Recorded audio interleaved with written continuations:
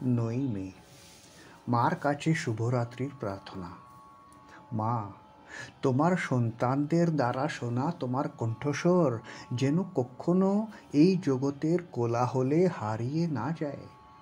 আমি যেন সর্বদা তোমার নির্দেশনা অনুসরণ করি এবং তুমি আমার পরম প্রেমময়ী মা যে পথে আমাকে নিয়ে যাবে আমি যেন তোমার আলোকিত সেই পথে চলতে থাকি। আমাকে আশীর্বাদ করো মা, যে তুমি যখন আমাকে শেষ যাত্রার জন্য ডাকবে তখন তোমার ডাক শুনতে আমি যেন ব্যর্থ না হই।